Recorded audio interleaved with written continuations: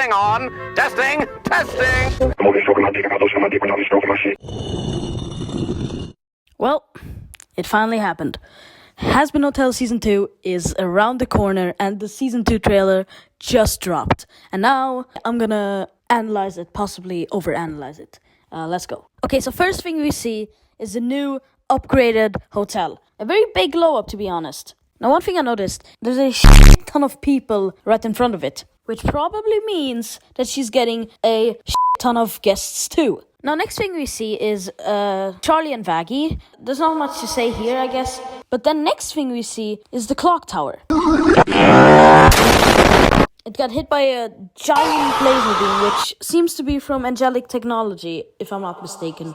Now, one thing I saw is that the clock tower has seemed to lost its angelic design. And what I'm predicting is that the demons realize that because the angels aren't even there at the time, they can just take over the clock tower, which could be why it was hit by a laser beam. But that's just a theory.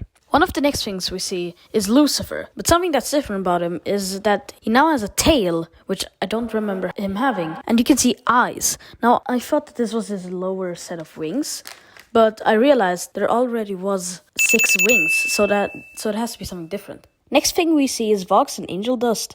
Now, one thing I noticed while making this video is the fact that you can see Vox's cable management in the reflection of Angel's eyes, which is something we see in this next scene. Now, in this next scene, it's Loki giving, What the and a new world order. Wait, no, it's too many references. Now, in this part, we see...